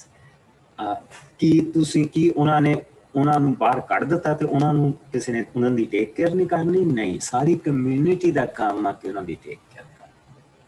Sorry community ਦਾ ਜਿਹੜਾ ਉਹਨਾਂ ਦਾ ਜਿਹੜਾ ਭਾਰ ਆ ਸਾਰੀ ਕਮਿਊਨਿਟੀ ਤੇ ਆ ਪੈਂਦਾ। ਲੇਕਿਨ ਕਿ ਉਹ ਜਿਹੜਾ ਰੋਗ ਆ ਉਹ ਗਾਂ ਵਧੇ ਨਾ, ਫੈਲੇ ਨਾ, ਉਸ ਦਾ ਬਚਾਅ ਕੀਤਾ ਗਿਆ। ਪਹਿਲਾਂ ਕੀ ਹੁੰਦਾ ਸੀ, ਇਹ ਲੋਕ ਆਮ ਤੌਰ ਤੇ ਪਿੱਛੇ ਫਿਰਦੇ ਰਹਿੰਦੇ ਸੀ, ਜਿਸ ਦੇ ਨਾਲ ਇੱਕ ਤੋਂ ਦੂਜੇ ਨੂੰ, ਦੂਜੇ ਤੋਂ ਤੀਜੇ ਨੂੰ ਇਹ ਰੋਗ ਵਧਣਾ ਸ਼ੁਰੂ ਹੋ ਜਾਂਦਾ ਸੀ। ਔਰ ਰੋਗ ਕਿੱਥੋਂ ਵੱਧਦਾ ਸੀ ਕਿ ਕਿਸੇ ਬੰਦੇ ਦੇ ਸੱਟ ਲੱਗ ਗਈ ਆ, ਉੱਥੇ ਦਾ ਮਾਸ ਕੱਚਾ ਆ ਹਾਲੇ, ਔਰ ਉਹ ਕੱਚੇ ਮਾਸ ਦੇ ਉੱਤੇ ਉਸ ਨੂੰ ਉਹ ਜਿਹੜਾ ਜਰਮਸ ਆ ਉਹ ਉੱਥੇ ਆ ਗਏ। ਉਹਨਾਂ ਨੇ ਜਰਮਸ ਨੇ ਆਪਣਾ ਕੰਮ ਉੱਥੋਂ ਸ਼ੁਰੂ ਕਰ ਲਿਆ, ਜਿਸ ਦੇ ਨਾਲ ਉਹ ਬਿਮਾਰੀ ਇੱਕ ਬੰਦੇ ਤੋਂ ਦੂਜੇ ਨੂੰ, ਦੂਜੇ ਤੋਂ ਤੀਜੇ ਨੂੰ। ਔਰ ਅਸੀਂ ਇਹ ਦੇਖਦੇ ਪਏ ਹਾਂ ਕਿ ਇਹ ਵੱਧਦੀ ਪਈ। ਲੇਕਿਨ ਕੇਅਰ ਦੇਖੋ ਕਿੰਨੀ ਆ, ਕੇਅਰ ਦੇਖੋ ਕਿੰਨੀ ਆ। ਉਸ ਬੰਦੇ ਦਾ ਸਰੀਰ ਜ਼ਰੂਰ ਕਮਜ਼ੋਰ ਆ, ਪਰ ਕੀ ਉਸ ਨੂੰ ਇਨਸਾਨ ਦੇ ਵਾਂਗੂ ਨਹੀਂ ਦੇਖਿਆ ਜਾਣਾ? ਨਹੀਂ, ਇਹ ਗੱਲ ਨਹੀਂ, ਇਹ ਗੱਲ ਨਹੀਂ। ਔਰ ਇਹੋ ਹੀ ਪਾਪ ਯਹੂਦੀਆਂ ਨੇ ਕੀਤਾ ਸੀ। ਜਿਸ ਲਈ ਪ੍ਰਭੂ ਯਿਸੂ ਮਸੀਹ ਆਏ ਸੀ ਨਾ, ਤੇ ਯਹੂਦੀਆਂ ਨੇ ਇਹੋ ਹੀ ਪਾਪ ਕੀਤਾ ਸੀ। ਉੱਥੇ ਆਓ ਅਸੀਂ ਤੁਹਾਨੂੰ ਮੈਂ ਲੂਕ ਦੀ ਪੁਸਤਕ ਦੇ ਵਿੱਚ ਦਿਖਾਵਾਂ। ਔਰ ਉੱਥੇ ਪ੍ਰਭੂ ਨੇ ਉਹਨਾਂ ਦੇ ਉੱਤੇ ਰਹਿਮ ਕੀਤਾ ਸੀ। ਸੋ ਇੱਥੇ ਅਸੀਂ ਦੇਖਿਆ ਨਾ ਕਿ ਪ੍ਰੋਹਤ, ਉਹ ਪ੍ਰੋਹਤ ਨੂੰ ਦਿਖਾਏ, ਉਹ ਆਪਣੇ ਆਪ ਨੂੰ ਪ੍ਰੋਹਤ ਨੂੰ ਦਿਖਾਏ, ਉਹ ਆਪਣੇ ਆਪ ਨੂੰ ਪ੍ਰੋਹਤ ਨੂੰ ਦਿਖਾਏ। ਠੀਕ, ਇਹ ਬਾਰ-ਬਾਰ ਚੀਜ਼ ਹੁੰਦੀ ਪਈ ਹੈ। ਸੋ ਆਓ ਅਸੀਂ 17ਵਾਂ ਪਾਪ ਉਸ ਦੀ 11ਵੀਂ ਆਇਤ ਤੋਂ ਦੇਖੀਏ, 11 ਆਇਤ ਤੋਂ ਲੈ ਕੇ 19 ਆਇਤ ਤੱਕ, ਜਿਸ ਨੂੰ ਪ੍ਰਭੂ ਯਿਸੂ 10 ਕੋੜੀਆਂ ਨੂੰ ਚੰਗਾ ਕਰਦੇ ਹਨ। ਜਦੋਂ ਯਿਸੂ ਯਰੂਸ਼ਲਮ ਸ਼ਹਿਰ ਵੱਲ ਜਾ ਰਹੇ ਸਨ ਤਾਂ ਰਾਹ ਵਿੱਚ ਜਾਂਦਿਆਂ ਹੋਇਆਂ ਉਹ ਸਾਮਰੀਆ ਅਤੇ ਗਲੀਲ ਦੇ ਇਲਾਕਿਆਂ ਵਿੱਚੋਂ ਦੀ ਹੋ ਕੇ ਗਏ। ਰਾਹ ਵਿੱਚ ਜਦੋਂ ਉਹ ਇੱਕ ਪਿੰਡ ਵਿੱਚ ਵੜ ਹੀ ਰਹੇ ਸਨ ਤਾਂ ਉਹਨਾਂ ਨੂੰ 10 ਕੋਹੜੀ ਮਿਲੇ। ਉਹ ਦੂਰ ਖਲੋ ਗਏ। ਫਿਰ ਉਹਨਾਂ ਉੱਚੀ ਆਵਾਜ਼ ਨਾਲ ਪੁਕਾਰ ਕੇ ਕਿਹਾ, ਹੇ ਯਿਸੂ, ਹੇ ਮਾਲਿਕ, ਸਾਡੇ ਉੱਤੇ ਰਹਿਮ ਕਰੋ। ਯਿਸੂ ਨੇ ਉਹਨਾਂ ਨੂੰ ਦੇਖਿਆ ਤੇ ਕਿਹਾ, ਜਾਓ, ਆਪਣੇ ਆਪ ਨੂੰ ਪ੍ਰੋਹਤਾਂ ਨੂੰ ਦਿਖਾਓ। ਜਦੋਂ ਉਹ ਜਾ ਰਹੇ ਸਨ ਤਾਂ ਉਹ ਚੰਗੇ ਹੋ ਗਏ। ਉਹਨਾਂ 10 ਕੋਹੜੀਆਂ ਵਿੱਚੋਂ ਇੱਕ ਕੋਹੜੀ ਨੇ ਦੇਖਿਆ ਕਿ ਉਹ ਚੰਗਾ ਹੋ ਗਿਆ ਹੈ ਤਾਂ ਉਹ ਉੱਚੀ ਸੁਰ ਨਾਲ ਪਰਮੇਸ਼ਰ ਦੀ ਵਡਿਆਈ ਕਰਦਾ ਹੋਇਆ ਮੁੜਿਆ। ਉਸਨੇ ਪ੍ਰਭੂ ਯਿਸੂ ਦੇ ਚਰਨੀ ਡਿੱਗ ਕੇ ਪ੍ਰਭੂ ਦਾ ਆਪਣੇ ਚੰਗੇ ਹੋਣ ਦੇ ਲਈ ਧੰਨਵਾਦ ਕੀਤਾ। ਉਸ ਆਦਮੀ ਸਾਮਰੀ ਕੌਮ ਵਿੱਚੋਂ ਸੀ। ਯਿਸੂ ਨੇ ਕਿਹਾ, ਕਿ 10 ਦਾ ਹੀ ਕੋਹੜ ਦੂਰ ਨਹੀਂ ਹੋਇਆ? ਫਿਰ ਬਾਕੀ ਦੇ 9 ਕਿੱਥੇ ਹਨ? ਕੀ ਇਸ ਪਰਦੇਸੀ ਤੋਂ ਬਿਨਾਂ ਹੋਰ ਕੋਈ ਇਹੋ ਜਿਹਾ ਨਾ ਨਿਕਲਿਆ ਜੋ ਮੁੜ ਕੇ ਪਰਮੇਸ਼ਰ ਦੀ ਵਡਿਆਈ ਕਰਦਾ? ਫਿਰ ਪ੍ਰਭੂ ਯਿਸੂ ਨੇ ਉਸ ਸਾਮਰੀ ਆਦਮੀ ਨੂੰ ਕਿਹਾ, ਉੱਠ ਅਤੇ ਜਾ, ਤੇਰੇ ਵਿਸ਼ਵਾਸ ਨੇ ਤੈਨੂੰ ਚੰਗਾ ਕੀਤਾ ਹੈ।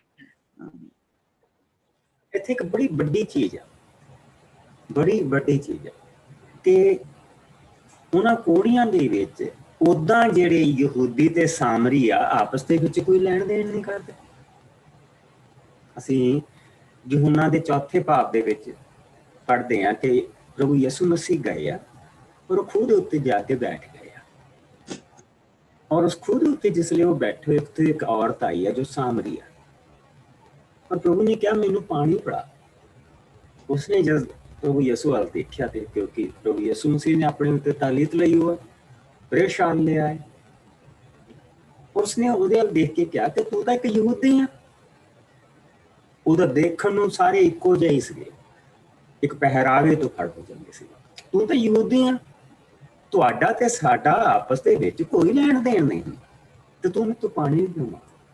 ਉੱਥੋਂ ਸਾਨੂੰ ਇਹ ਪਤਾ ਲੱਗਦਾ ਕਿ ਇਹਨਾਂ ਦੇ ਵਿੱਚ ਆਪਸ ਦੇ ਵਿੱਚ ਲੈਣ ਦੇਣ ਨਹੀਂ ਹੁੰਦਾ ਸੀ, ਦੋਨਾਂ ਦੇ ਵਿੱਚ ਇੱਕ ਨਫ਼ਰਤ ਹੁੰਦੀ ਸੀ। ਪਰ ਜਿਸ ਵੇਲੇ ਹੁਣ ਅਸੀਂ ਦੇਖਦੇ ਪਏ ਹਾਂ ਕਿ ਇਹ ਬੰਦਾ ਕੋਹੜੀ ਆ ਤੇ ਕੋਹੜੀ ਯਹੂਦੀ ਤੇ ਸਾਮਰੀ ਇਕੱਠੇ ਰਹਿੰਦੇ ਪਏ। ਇਹਦਾ ਮਤਲਬ ਜਿਹੜੇ ਯਹੂਦੀ ਜਿਹੜੇ ਸੀਗੇ ਉਹ ਆਪਣੀਆਂ ਕੋਹੜੀਆਂ ਦੀ ਕੇਅਰ ਨਹੀਂ ਸੀ ਕਰਦੇ। ਉਹਨਾਂ ਨੂੰ ਸਾਮਰੀਆ ਦੇ ਇਲਾਕੇ ਦੇ ਵਿੱਚ ਕੱਢ ਦਿੰਦੇ ਸੀਗੇ। ਇਹ ਮੰਦਿਰ ਦੇ ਪੁਜਾਰੀਆਂ ਨੂੰ ਜਿਹੜਾ ਕੰਮ ਦਿੱਤਾ ਗਿਆ, ਪ੍ਰੋਹਤਾਂ ਨੂੰ ਦੇਖੋ ਕਿੰਨਾ ਵੱਡਾ, ਇਹ ਮੈਂ ਤਾਂ ਇੱਥੇ ਲੈ ਕੇ ਆਇਆ ਕਿ ਤੁਸੀਂ ਦੇਖੋ ਪ੍ਰੋਹਤ ਨੂੰ ਕਿੰਨਾ ਵੱਡਾ ਕੰਮ ਦਿੱਤਾ ਗਿਆ ਕਿ ਇੱਕ ਬੰਦਾ ਉਸ ਨੂੰ ਮਿਲਿਆ ਜਿਸ ਦੇ ਇੰਨੇ ਕੁ ਏਰੀਏ ਦੇ ਵਿੱਚ ਇੱਕ ਫਿੰਸਣੀ ਹੋਈ ਆ, ਔਰ ਉਹ ਫਿੰਸਣੀ ਜਿਹੜੀ ਆ ਉਹ ਉੱਥੇ ਉਹ ਬਾਲ ਚਿੱਟੇ ਹੋ ਗਏ ਆ ਤੇ ਜਗ੍ਹਾ ਡੂੰਘੀ ਹੋ ਗਈ, ਜਿਹੜੀ ਕਿ ਬਿਮਾਰੀ ਦੀ ਸ਼ੁਰੂਆਤ ਆ। ਸੋ ਉਸਨੇ ਕਿਹਾ ਕਿ ਠੀਕ ਆ, ਅਸੀਂ ਜਿਹੜਾ ਜਗ੍ਹਾ ਤੁਹਾਡੇ ਲਈ ਬਣਾਈ ਆ ਤੂੰ ਉੱਥੇ ਚਲਾ ਜਾ, ਤੈਨੂੰ ਉੱਥੇ ਸਭ ਕੁਝ ਮਿਲੇਗਾ, ਮੈਂ 7 ਦਿਨਾਂ ਬਾਅਦ ਆਊਂਗਾ, ਮੈਂ ਤੈਨੂੰ ਫਿਰ ਚੈੱਕ ਕਰੂੰਗਾ।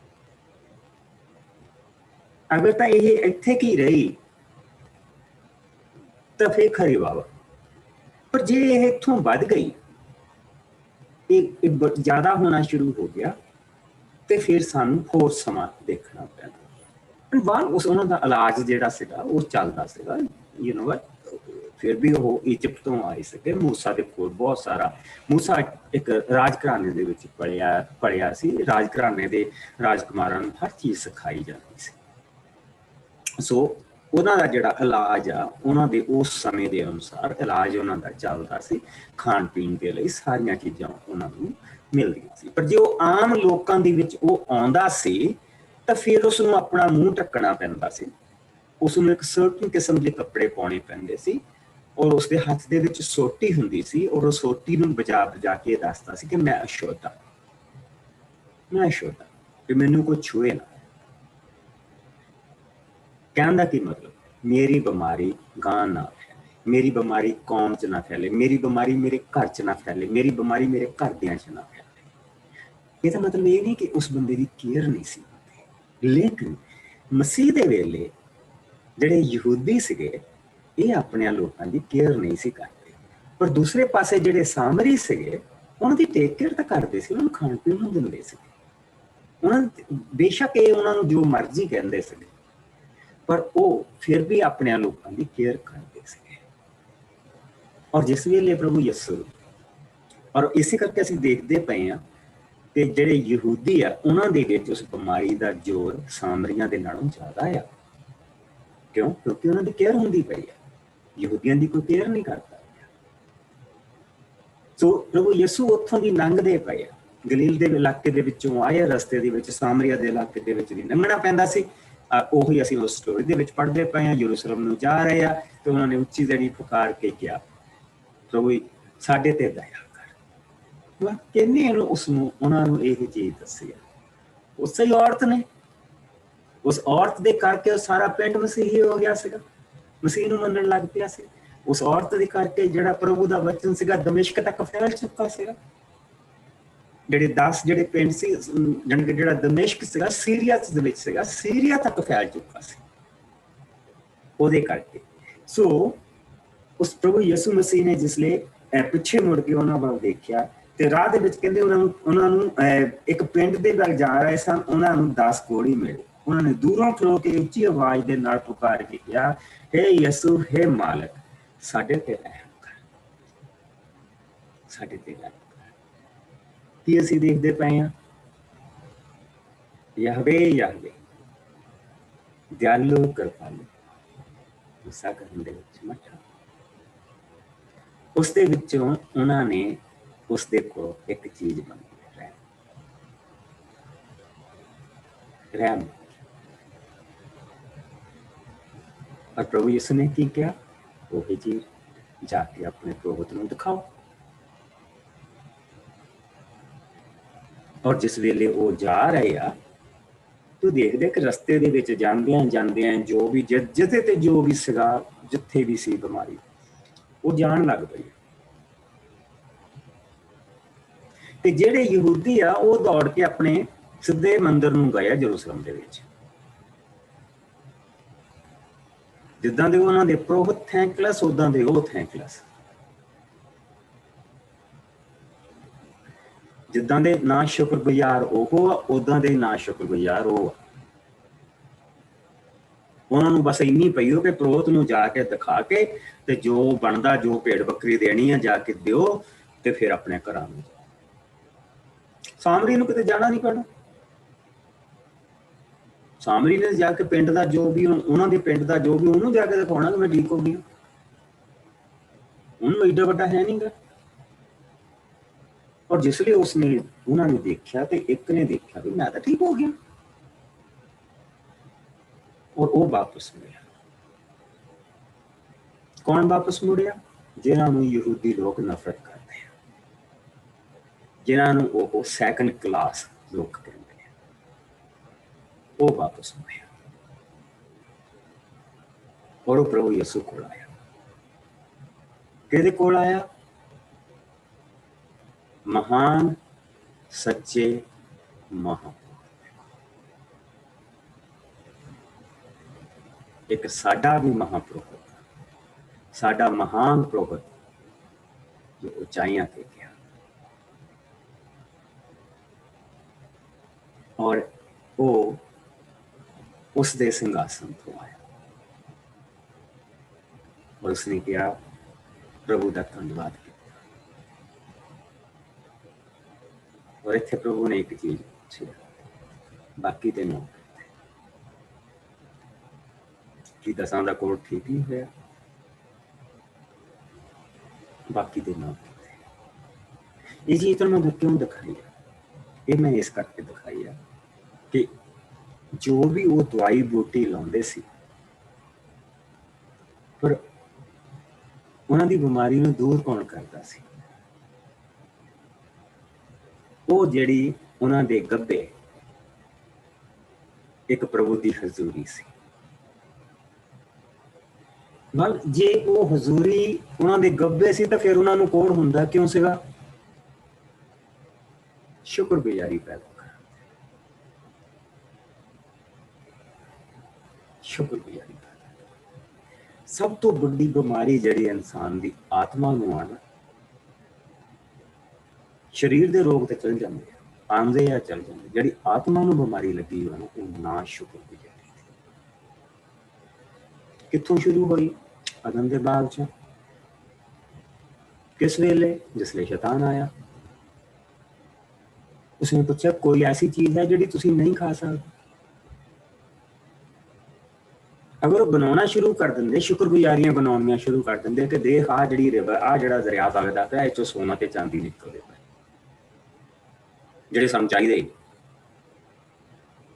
ਉਹਦੇ ਚੋਂ ਹੀਰੇ ਨਿਕਲਦੇ ਜਿਹੜੇ ਸਾਨੂੰ ਚਾਹੀਦੇ। ਉਹ ਦੇਖਾ ਜਿਹੜਾ ਸਾਰੇ ਦਰਖਤ ਅਸੀਂ ਖਾ ਸਕਦੇ, ਆਹ ਦੇਖ ਅੰਬ ਦਾ ਬੂਟਾ, ਇਹ ਤੋਂ ਅਸੀਂ ਖਾ ਸਕਦੇ, ਇਹਦਾ ਫਲ ਤੂੰ ਵੀ ਖਾ ਕੇ ਦੇਖ।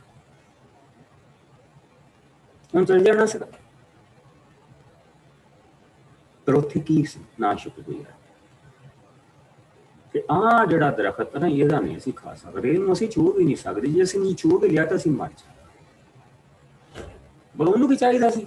ਉਹਨੇ ਕਹਿਤਾ ਨਾ ਤੁਸੀਂ ਨਹੀਂ ਮਰੋਗੇ। ਪਰਮੇਸ਼ਰ ਨੇ ਚਾਹੁੰਦਾ ਕਿ ਤੁਹਾਡੀਆਂ ਅੱਖਾਂ ਖੁੱਲਣ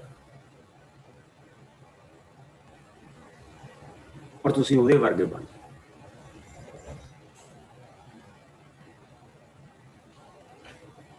ਔਰ ਜਿਸ ਲਈ ਪ੍ਰਭੂ ਪਰਮੇਸ਼ਰ ਉਹਨਾਂ ਦੇ ਕੋਲ ਫੇਰ ਆਇਆ, ਉਸਨੇ ਪੁੱਛਿਆ ਕਿ ਤੁਸੀਂ ਕਿਤੇ ਫਲ ਤਾਂ ਨਹੀਂ ਖਾ ਲਿਆ? ਉਸਨੇ ਕਿਹਾ ਹਾਂ, ਜਿਹੜੀ ਔਰਤ ਚੁੰਗੀ। ਉਹਨੂੰ ਪੁੱਛਿਆ, ਉਹ ਕਹਿੰਦੀ ਸ਼ੈਤਾਨ ਨੇ ਕਿਹਾ ਮੈਂ ਖਾ ਲਿਆ, ਸੱਪ ਨੇ ਕਿਹਾ ਮੈਂ ਖਾ ਲਿਆ, ਉਹ ਵੀ ਤੇਰਾ ਬਣਾਇਆ। ਨਾ ਸ਼ੁਕਰ, ਸਭ ਤੋਂ ਵੱਡਾ। ਹੁਣ ਇੱਥੇ ਪ੍ਰਭੂ ਨੇ ਉਹਨਾਂ ਨੂੰ ਜਿਹੜੀ ਹੈ ਇੱਥੇ ਸਾਨੂੰ ਉਹ ਸ਼ੁਕਰਗੁਜ਼ਾਰੀ ਕਰਨੀ। ਸੋ ਅਗਰ ਅਸੀਂ ਦੇਖੀਏ ਕਿ ਉਹ ਇਹਨਾਂ ਬਿਮਾਰੀਆਂ ਦੇ ਵਿੱਚ ਦੀ ਕਿਉਂ ਲੰਘਦੇ ਸੀ, ਜਦ ਤੰਦਰੁਸਤੀ ਪ੍ਰਭੂ ਨੇ ਦੇਣੀ ਤੇ ਕਿਉਂ ਲੰਘਦੇ ਸੀ? ਸ਼ੁਕਰਗੁਜ਼ਾਰੀ। ਕਈ ਵਾਰੀ ਪ੍ਰਭੂ ਨੂੰ ਸ਼ੁਕਰਗੁਜ਼ਾਰੀ ਸਾਡੇ 'ਚ ਪੈਦਾ ਕਰਨੀ ਪੈਂਦੀ ਹੈ। ਸ਼ੁਕਰਗੁਜ਼ਾਰੀ ਦੇ ਵਿੱਚ ਬਰਕਤਾਂ ਬਹੁਤ, ਇਸ ਕਰਕੇ ਪੈਦਾ ਕਰਨੀ ਪੈਂਦੀ ਹੈ। ਇਸ ਕਰਕੇ ਬਹੁਤ ਸਾਰੇ ਸਾਮ ਸ਼ੁਕਰਗੁਜ਼ਾਰੀ ਦੇ ਨਾਲ ਪੜੇ। ਅੱਜ ਵੀ ਜਿਹੜੀਆਂ ਅਸੀਂ ਮੂਸਾ ਦੇ ਗੀਤ ਦੀਆਂ ਪਹਿਲੀਆਂ 10 ਆਇਤਾਂ ਵੇਖੀਆਂ, ਉਹ ਵੀ ਸ਼ੁਕਰਗੁਜ਼ਾਰੀ ਸੀ। ਔਰ ਉਹਦੇ ਵਿੱਚ ਵੀ ਉਹ ਪੁੱਛਦਾ ਪਿਆ ਕਿ ਤੁਹਾਡੇ ਮਨ ਸ਼ੁਕਰਗੁਜ਼ਾਰ ਕਿਉਂ ਨੇ? ਕਿਹਨੇ ਤੁਹਾਨੂੰ ਆਪਣੇ ਲਈ ਵੱਖਰਾ ਕੀਤਾ? ਕਿਹਨੇ ਤੁਹਾਨੂੰ ਆਪਣੀਆਂ ਅੱਖਾਂ ਦਾ ਤਾਰਾ ਬਣਾਇਆ? ਕੌਣ ਸੀ ਤੁਸੀਂ ਜਿਨ੍ਹਾਂ ਨੇ ਤੁਹਾਨੂੰ ਆਪਣੇ ਲਈ ਵੱਖਰਾ ਕਰਕੇ ਆਪਣਾ ਬਣਾ ਲਿਆ ਔਰ ਆਪਣੀਆਂ ਅੱਖਾਂ ਦਾ ਤਾਰਾ ਕਿਹਾ? ਠੀਕ, ਸੋ ਉਹ ਸ਼ੁਕਰਗੁਜ਼ਾਰੀ ਦੀ ਗੱਲ। ਉਹ ਜਿਹੜਾ ਮੂਸਾ ਦਾ ਗੀਤ ਵੀ ਆ ਉਹ ਸਾਨੂੰ ਸ਼ੁਕਰਗੁਜ਼ਾਰੀ ਦੇ ਬਾਰੇ में अपना टाइम हो गया दुआ करिए अपने आप प्यार प्रभु तेरा शुक्र करते हैं तेरी दया तेरे टाइम के लिए समय के लिए जो तू सानू दिता ਅਸੀਂ तेरा शुक्र करते हैं खुदावन कि बहुत सारिया चीज़ां ऐसियां जो साडी समझ तो ਅਸੀਂ कमजोर लोग ਅਸੀਂ बहुत सारिया चीज़ां भुल ना शुक्रगुजार साडे उत्ते ਅਸੀਂ ਅੱਜ ਦੀਆਂ ਮੁਸੀਬਤਾਂ ਨੂੰ ਦੇਖਦੇ ਸਾਡੇ ਸਰੀਰ ਕਮਜ਼ੋਰ ਆ ਸਾਡਾ ਮਨ ਕਮਜ਼ੋਰ ਆ ਆਤਮਾ ਕਮਜ਼ੋਰ ਆ और प्यारे प्रभु इसे करके असी प्रभु जी तेरा बेटा बाप और पवित्र आत्मा देखते हैं एक दा साथ साडे नाल एक साडे अंत करन दे विच रहिंदा एक साडे नाल खड़ा हुंदा जिस दे नाल प्रभु जी असी तेरे विच प्यारे प्रभु मेरे भैणां भरावां दे नाल बनिया रह इन्हां नूं अपनी हजूरी दे विच बना के रखें अपनी बरकतां दे विच बना के रखें प्यारे प्रभु साडियां बच्चियां और बच्चियां दे नाल खुदावन बनिया रहे और प्रभु जी उन्होंने भी अपने रहम और दया दे जब तक असी दोबारा मिलिए तेरी निगाहबानी साडे सब ते लगी प्रभु जी बुरे और बुराई तो सानू बचा के रखना अपनी नजदीकी दे विच मसीह यीशु दे मिठे और प्यारे नाम जी सब सारे प्यारे ब्लेस प्रभु तंदुरुस्त सब